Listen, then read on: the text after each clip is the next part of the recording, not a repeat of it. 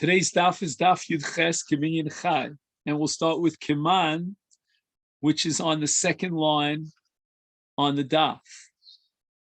And this is an analysis of a statement of Rav Papa on daf Yud Zayin Amud Beis, according to which Rav Papa interpreted the Brisa as coming to teach us lesar shaliachrov, to create an Iser of Taanit and Hesped on the day after.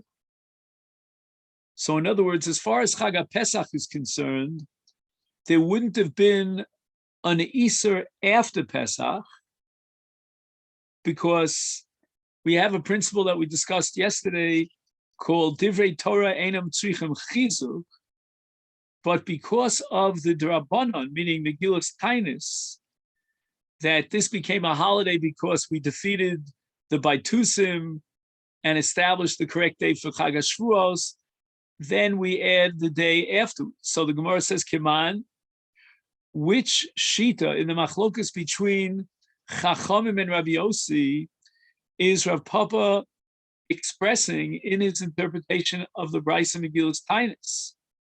Shall we say it's Ki Rabbi Yossi? The Omar, Rabbi Yossi says in our Mishnah back on Tesvav Amud Beis, that any day that is enumerated, included in Megillas Taanit, and is also therefore behesped, not just b'Taanit, but also behesped, is bein lefanov, bein liachrov also.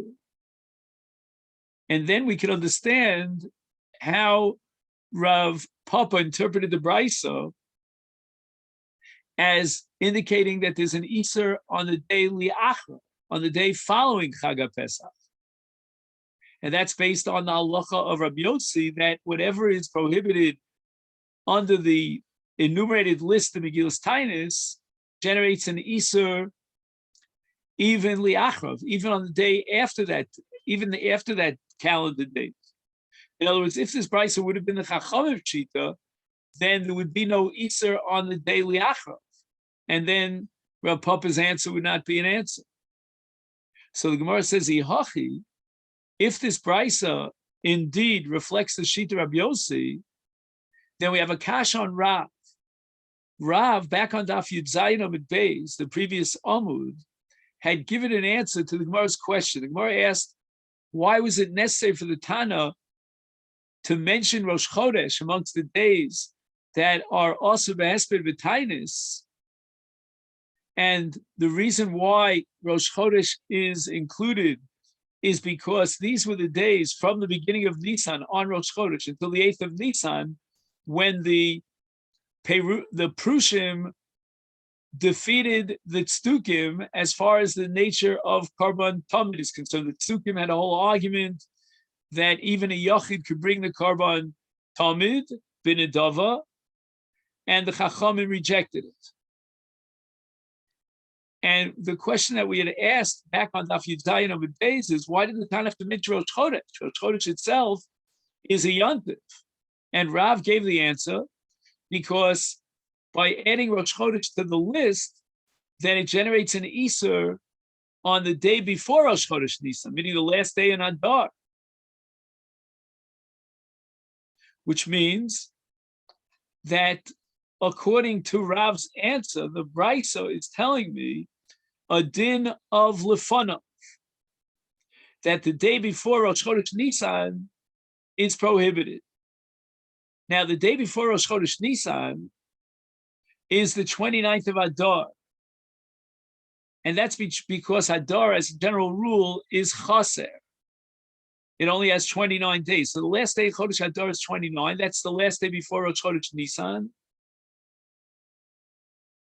And as we'll soon see, that was a holiday, because God brought about vengeance against our enemies. And the Gemara is going to explain that a little bit later. But the bottom line is that the 29th of Adar is enumerated in the list of Megillas Taanit with an Iser Hesped v'Taanit.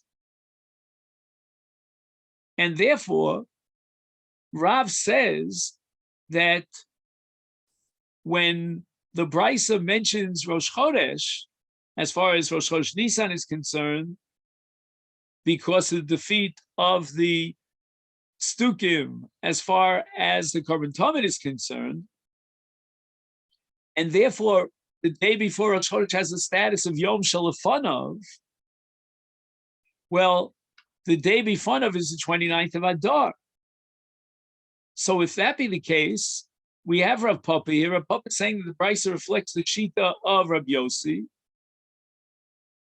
and that is that according to Rabbi Yossi, we have an Isur on the day before the holiday, and also the day after the holiday. Is B'Yesrim V'Tisha Nami. Now we're stuck. We don't understand Rav's answer, that Rav says, well, the Brisa had to add Rosh Chodesh Nisan in order to prohibit the 29th of Adar. My area Davi Yoma de Makami Yoma de Mutukim Tmida.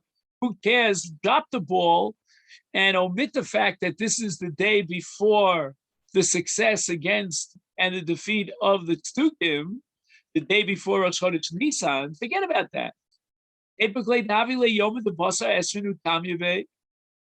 That this day is the day following the successful defeat of our enemies, which was in itself a Yom. That was on the 29th of Adar, a day of triumph, the day of Yontif. And now the 29th is the day afterwards. And Rav Papa says that we accept Rav Yossi Shita that even the day afterwards is also. So that means the 29th of Adar, by definition, is also Behespin V'Tainis, because it follows the 28th of Adar, which is a very happy day in the history of Klal Yisrael. So why does Rav justify the Brisa mentioning Rosh Chodesh Nisan to tell me the day before Rosh Chodesh Nisan? I don't need the fact that it's the day before Rosh Chodesh Nisan. It's the day after the 28th of Adar. The Sanya we learned in the Brisa B'Yesrim Utamya Bay on the 28th of Adar. Asis b'Sorasa Tov Sol Yudai, a happy tidings came to the Jewish people.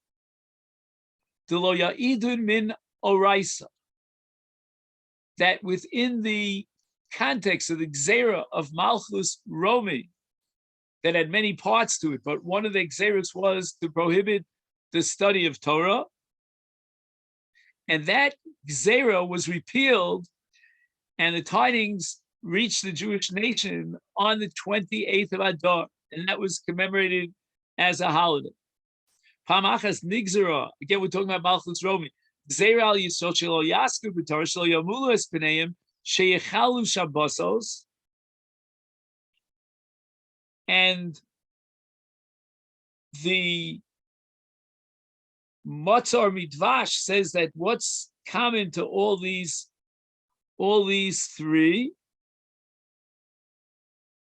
he says that him bidvarim alolu him nivdolim min ha'amid. This is what separates us from the nations. Limator, it says ki chachmaschem ubinaschem leni amim. Shabbos it says ki osi beini uveinechem, and by Mila it says vayal laos bris beini uveinechem. So this is what the Romans couldn't tolerate, the uniqueness of the claim of uniqueness of the Jewish people. Therefore, they prohibited these three mitzvahs. So Me'asa Yehuda ben Shamua v'Chaverov, one of the Tanoim, was trying to rack his brains. How can we repeal this decree? Holchu v'notlu eitza mimacho nisa. Where did we have this Gemara? I'm just curious. Oh, it's a Gemara Rosh Hashanah. Yeah, we had it not long ago. So they went to this Gayata, who was an officer and held in very great respect in political circles, and Kol Gedoli Rom Mitzuyan Etzla, and they asked this woman who has political power, give us please an Eitzah. How can we be mavatal this terrible Gzeira? Amar Lahem, she said to the Jews, to the Mishlachat of Yehuda ben Shamua, Imdu vavgidu v'layla. In other words, whatever kind of a protest you make at night in the public, they'll hear about it. The officers of Rome will hear about it and they will have compassion. So what did the Jews do? Holchu v'fgidu v'layla. they indeed made a loud protest at night. Amru, and then they turned to the Ribono Shel Olam. Ishamayim, where is Hashem Shabashamayim? Then they turned to the officers of Rome, and they said to them, in the presence of God, V'lo achinu anachnu, aren't we brothers? Lo b'nei av echad anachnu, we both have the same father Yitzchak. Lo b'nei em achas Yaakov, anachnu, meaning we are b'nei Rivka. And ma'anish tadnenu, even if you don't want to consider us as brothers, we're not worse. We call Uma Velashon, Shatem Gozim Alenu Xeros Rose. Why are we worse? Why are we inferior to any other nation when, after all, you chose us and singled us out for these terrible Xeros, these decrees against our religion? Why should we be worse than any other religion? And as a result, Ubatlum, the Romans' decree was batel. V'yosa hayom aso yontif. That 28th of Adar, which was the day on which the Romans were mevatel l'gzeros, they made it into a yontif, and therefore they generated an iser hesped v'tainus.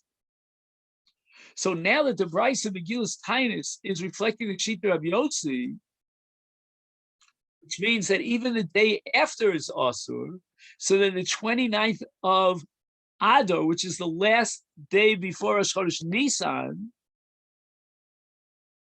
is asur behesped and tainus by virtue of the fact that it's the day after the 28th. So why is it necessary for the Bryce of Megillus Tainus to mention and single out Rosh Chodesh? You can't say that it singled out Rosh Chodesh for the day before, which is the 29th, because that day of the 29th is the day after the 28th. So notice, and this can become very important in the sugya, that the 29th of Adar is sandwiched between two holidays. One is Rosh Chodesh, meaning the first of Nisan, which is a Doraisa, and the other is the 28th of Adar, in which we commemorate the Bittul of the Gzeira, which is only a D'Rabbanan.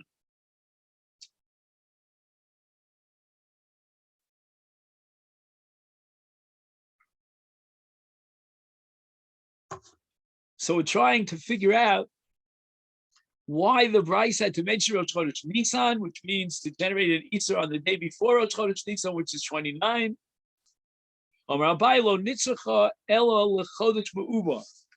Occasionally, although it's rare, Adar becomes a 30-day month. And therefore, if it's a 30-day month, the day before Rosh Chodesh Nisan is the 30th of Adar. That's going to be the last day in the month of Adar. So now we have a day's gap in between the 28th and the 30th.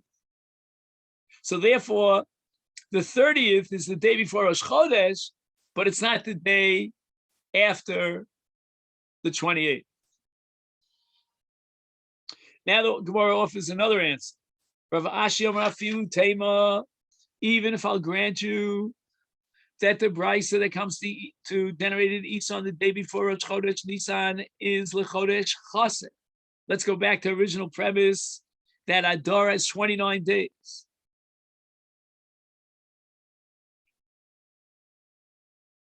I can still give an answer that it's not enough to generate an Isur on the 29th day of Adar, the last day of Adar, based on the fact that it's the day after the 28th, because Kol Shali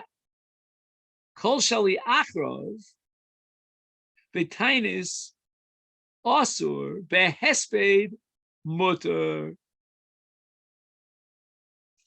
Even according to Rabbi Yossi, who extends the Isur from the day itself to the day afterwards, that's only vis-a-vis Tainus. But as far as Hesped is concerned, they never generated an Isur on the day after the day, only on the day itself. So that day itself, for example, the 28th would be Asur Behesped Ubetainus, but the 29th would only be Asur Betainus, not Behesped. And the Chiddush of the Brisa is Vizeh, but this case of the 29th of Adar, which is Erev Rosh Chodesh Nisan, because of its very unique position. Huta hoil mutal ben shnei yomim tovim. It's after the 28th, but it's before Rosh Chodesh Nisan. It's therefore asu ki yontiv atzmo va'afilu behesped nami also. They want to take these 3 days, make them into one continuous unit, and therefore they imposed an Iser Hesped on the 29th of Adar, in addition to the Iser Taanit, which was anyway locked in place because the 29th of Adar is the day after the 28th.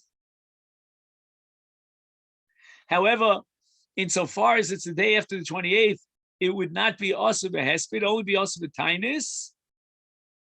But now that it is the day before Rosh Chodesh Nisan, so it's caught in between 2 holidays, and we give it the status of a full blasted holiday with an Iser Hesped, not just an Iser Taanit. Omar Mar. Now the Gemara raises another objection from the Brisa back on Daf Yud Zayin. Mitmanya Bey v'adsof moda isosiv chagadish rasa. So from the time of the 8th of Nisan until the end of Pesach is a holiday period, because during those days, which is about a 2-week period, the Prushim defeated the Baitusim in order to establish Shavuos in its time, as we discussed yesterday, Mimachar Shabbos, the whole debate. So now the Gemara asks the Kasha, why did you have to mention the 8th of Nisan, Lema Mitisha Bey? You just could have mentioned the 9th, and I would have figured out the 8th on my own. Why? Tamya Gufe, also David Yoma Diska Bey Tmida. We said that it took 8 days from Rosh Chodesh Nisan until the 8th of Nisan to defeat the Tzdukim as far as the issue of carbon Taanit is concerned. So the 8th of Nisan is already included in that 8-day period of a celebration, and therefore it's also Behesped B'Taanit. Why then do you have to, when you talk about the great victory over the Baitusim with regard to Chag HaShavuos, why do you have to mention the 8th day of Nisan? The 8th day of Nisan belongs to the Simcha and the holiday, the Yontif, for Karban Taanit.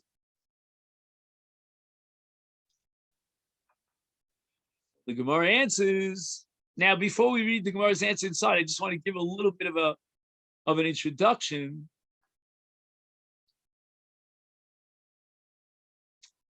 The Gemara is always concerned, Chazal, that any holiday that's D'Rabbanan, which is mentioned in Megillas Taanit, could, heaven forbid, become a day of Gzeira. The Jewish life in the diaspora, in the exile, was always such that from day to day there were new Gzeiros. So you can say, well, this was a great celebration because of this reason and that reason. We defeated the Baitusim, defeated the Tzdukim, but we always have to consider the possibility that somewhere down the line there's going to be Chas v'Shalom a Gzeira against the Jewish people on that day. So the Gemara says that I'm going to give you the following answer to justify why the Easter begins on the 8th day, even though that 8th day again is already prohibited because of the first unit of 8 days, from starting with Rosh Chodesh Nisan because of the Karban Taanit.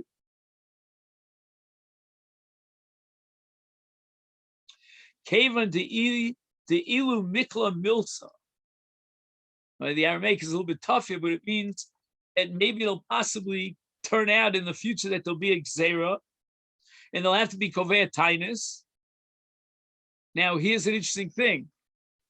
They would be Kovei Taanit on one day, but that has an impact on the other 7 days, because the 8th day unit, okay, there's a group that's called themselves the 8th day. So here it's the 8th day, not 8th day, but all 8 days together. And that's based on a principle which Rashi quotes here, that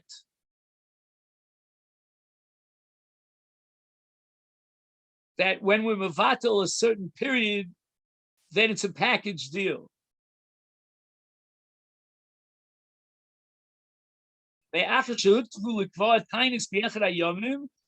Mukhrachim levatel as isra ataynis bechol shmonas yomim. She efshel levatlam lechatzoyim.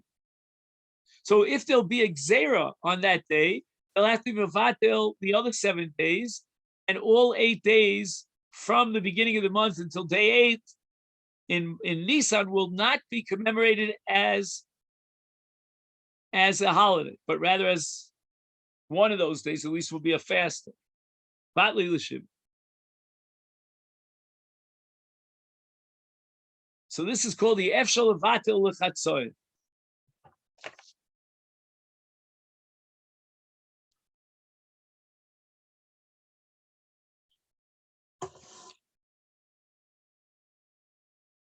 So now the Chiddush of the Tana is that Tamye Gufe also, that the 8th day itself will be a holiday, and it will maintain its complexion with an Iser Tainus, even though it's part of a group of 8 days. And if a Gzeira fell on one of those 8 days, we'd have to be Mavatal all 8 days. No, not the 8th day of Nisan. That we won't be Mavatal. It's always a holiday. Why?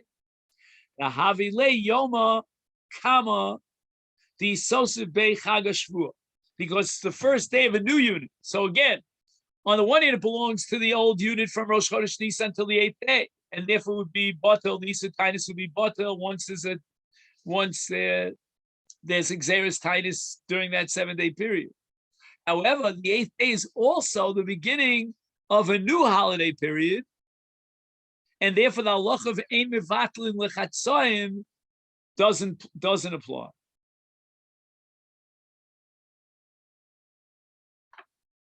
And again, what was the holiday? Let's just review it, of the 8th day until the end of Pesach. That's because they defeated the Baitusim with regard to the Omer and Chag HaShvuos. Or says Hashtados Lahachi. Now that you've gotten to this point, that the day that's also because of 2 reasons. It has an overlap of 2 different ta'amim. And that has to be mentioned in the Brisa. You have to mention the other tam as well, because even if one tam will be, what's the word I want to use, be trumped by a Gzera and a Tainus, but nevertheless, since there's one day that has another reason to it, that would not be trumped. And it would remain a holiday with an Isa Tainus. No, if that be the case, Esri V'Tisha Nami, let's now analyze the status of the 29th of Adar. Why did the Bryce have to tell me that the 29th of Adar is prohibited because it's the day before Rosh Chodesh Nisan? It's already Asur because it's the day after the 28th of Adar. Is came under Ilu Mikla Milsa. Let's say, for example, there would be some sort of exera against the Jewish nation, and the Jews would now have to decree a tainus on the 28th of Adar, Ubat Le'Lieser Mutamye. Therefore, automatically the 29th of Adar will fall by the wayside, as far as a yontif, as far as an Isa tainus is concerned. Is Eser V'Tisha Gufe Asur.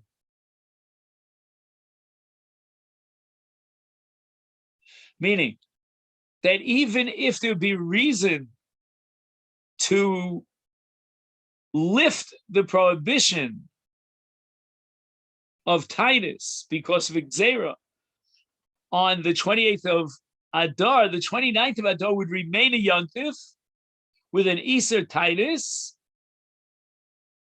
Why the Havile Yoma to become a Yoma the Itokum Tmida? Because during that 8-day period, starting with Rosh Chodesh Nisan, the Prushim were able to defeat the Tzdukim as far as the Korban Tamid is concerned.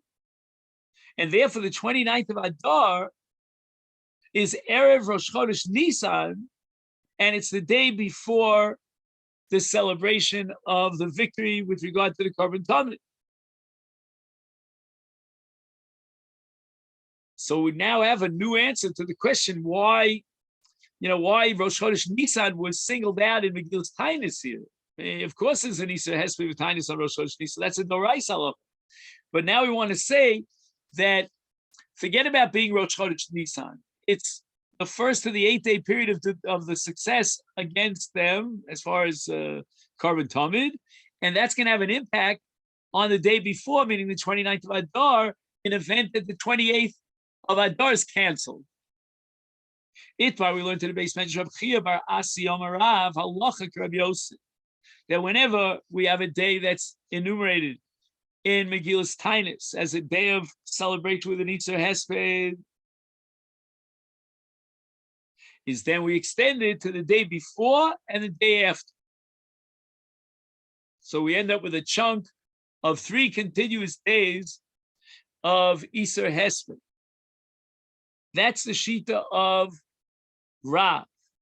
Shmuel Amar Halacha Rabbi Meir, and Rabbi Meir's opinion was quoted in our Mishnah as a dissenting opinion against Rabbi Yossi, and Rabbi Meir is in fact of the opinion that although we prohibit the day before the Yom Tov, the celebration of the Megillus Taanit, but not the day afterwards.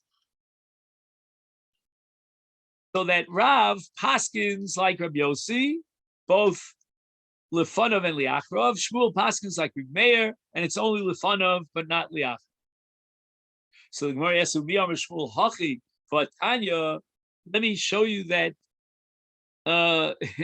it's not possible to maintain that according to Shmuel, the Yomim Lifneim are Asurim Behesped V'Tainus, like Rabbi Meir. V'Tanya, we have a brayso of Shimon Gamliel Omer in regards to Megillus Taanit, where we have an opening line. It says, Ilun Yamye Delolis Ani Bahu. These are the days in which we don't fast. And some of them are even a greater holiday, and therefore lo mispid bahu. On top of Isser Taanit, we add an Isser Hesped. Umaytam alone bahon bahon shtei piyamim. The Gemara is darshaning a brisa as if it was a pasuk in Mikra.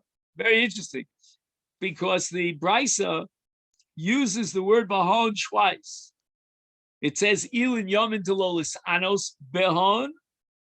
And then when it gets to Hesped, it makes us misped bahon. So why twice bahon? Lomar lecha, this is coming to teach us that those days of lifneim and lachreim are mutarin. So it's bahon on this day, and not on the day before, not on the day after. And Shmuel paskins like Rav Shimon Gamliel, which means that with regard to the days listed, the Yom Tovim of Masechet of Megillus Taanit, we don't have an Isser Lifnei V'Lachreim. How can Shmuel therefore paskin like Reb Meir, who's of the opinion that Lifneim is awesome? We have 3 shittas here.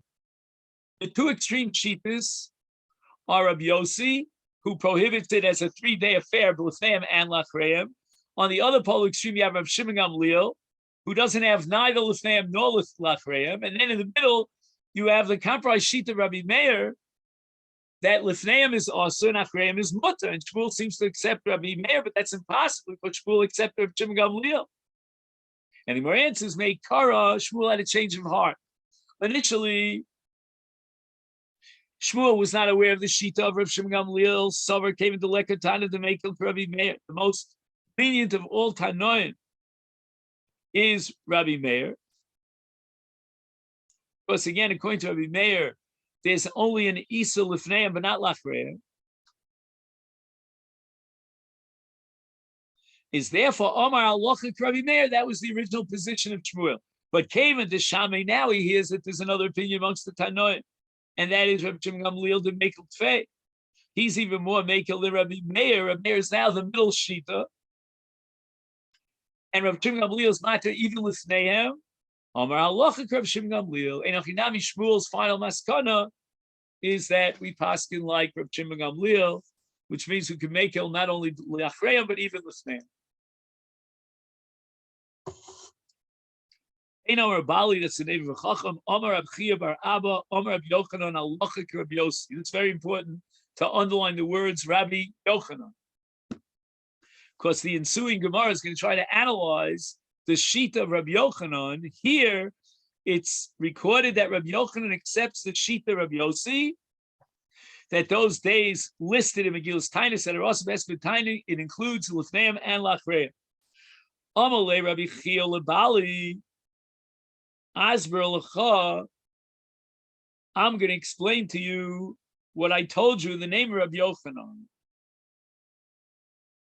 And that is Ki Amar Rabbi Yochanan Alochik Rabbi Yossi, when Rabbi Yochanan passed like Rabbi Yossi ad the Lolis Ana. That's as far as those days that are listed in Megillus Taanit as an Easter Taanit. And on that we had a machlokus Rabbi Meir and Rabbi Yossi about Yomim Lifneihem, whether the day before is also a Taanit. Here Rabbi Yossi paskins like Rabbi Yochanan paskins like Rabbi Yossi, that Yomim Lifneihem Asurim, the Yomim Lachreim Mutarim.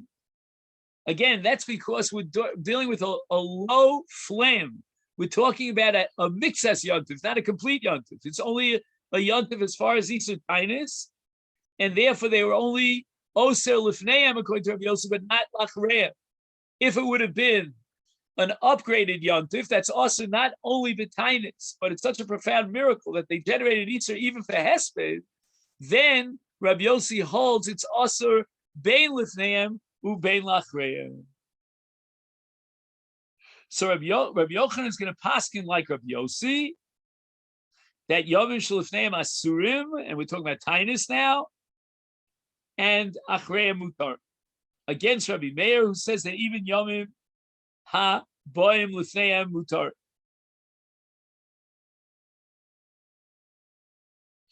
Again, but if we jack it up to an Easter Hesped, that's a different story. Then Rabbi Yochanan does not accept the sheet of Rabbi Yossi, that there's an Easter both with Lifneim and Lachreim as a 3-day enterprise. Here, Rabbi Yochanan doesn't want to go to that extreme l'chumra, but rather he accepts Rabbi Meir that even though the Yom Lifneim are Asurim, but not the Yom Lachreim. So the Gemara asks me, Amar Rabbi Yochanan Hachi. I'm going to quote a Mishnah in Masechet Megillah, and based on the principle of Rabbi Yochanan, halachic is the Mishnah, that whenever we have an anonymous Mishnah, we're going to pass like that Mishnah. I'm going to prove from that Mishnah in Megillah that Rabbi Yochanan could not possibly have paskin as it was originally recorded here, like Rabbi Yosef.